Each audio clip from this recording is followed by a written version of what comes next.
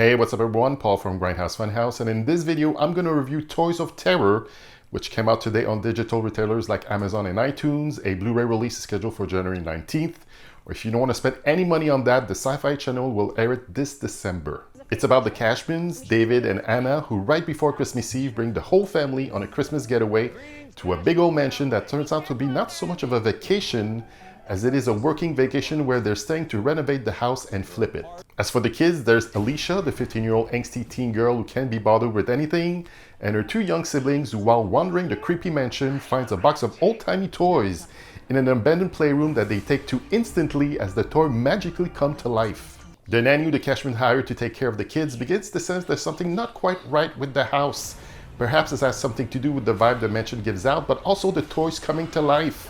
And as more and more bizarre events begin to take place around the house that threatens the family lives, the question is, will they survive the wrath of these killer toys? This is a digital release, or straight to video like we used to call them back in my day.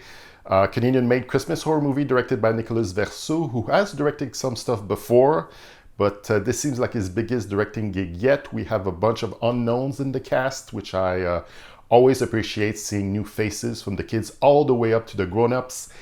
Except for Dayo, who plays the dad, and right away I was like, oh shit, that's BLT from Degrassi High, the original series, which I'm clearly showing my age here. And the main attraction for me and why I took on this review is for Dana Gould, a fine stand-up comedian, writer, actor, podcaster.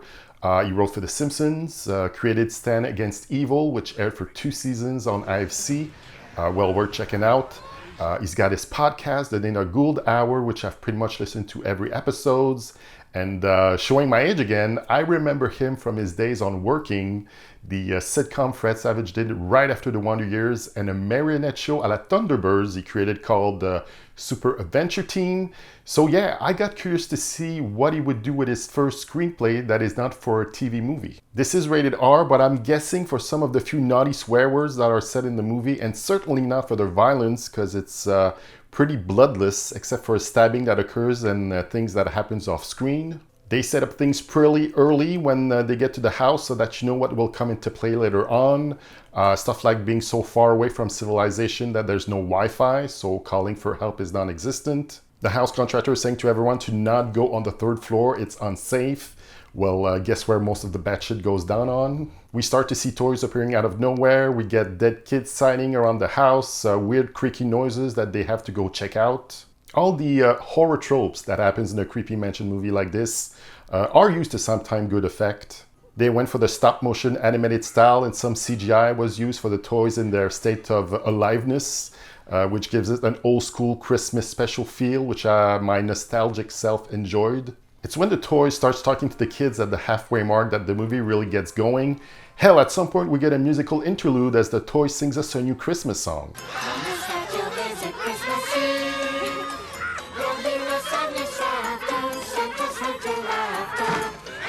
It's Christmas Eve, the parents have managed to set up a tree. There's a snowstorm out, so no one can get out. That's when the toys ramp up their violent intentions. We do get a fun Christmas tree attack in a scene of someone playing a video game that plays out in real life, which I thought was clever. But other than that, when we found out about what happened in the house with all the dead kids and what caused it, I was like, yeah, and? Also, the way they wrap up the ending, I wonder from one scene to the next, which took maybe an hour in between, did they just dispose of a body off screen without telling anyone? Because it's never shown, so did they just leave it there to rot, not getting the police involved? I don't know what happened there. So, would I recommend Toys of Terror? I mean, if you're looking to quench your bloodlust during the holiday season, that movie ain't it. It's a pretty bloodless affair. The acting is alright, nothing to write home about. I did love the production design on the house. It's a good looking movie for the kind of budget they must have had. On the other hand, if you just want a nice little Christmas horror movie to watch with the family during Christmas break that you haven't seen a million times, that could do it. And for me, I saw enough of Dana Gould's sense of humor in this that it was worth the watch. I'm giving it 6 toy chests out of 10. So that was my review for Toys of Terror. If you like this, please like, share, and subscribe. Check me out on Instagram at Grindhouse Funhouse, where I post on the daily. I'm on Reddit now at Grindhouse Funhouse, where I'll share news of the day, special events coming up, new Blu-ray announcements, all that good stuff, so go check that out. In the comment section below, let me know your thoughts on Toy of Terror. Is this a new Christmas classic? Better yet, what killer toy movie should I be checking out?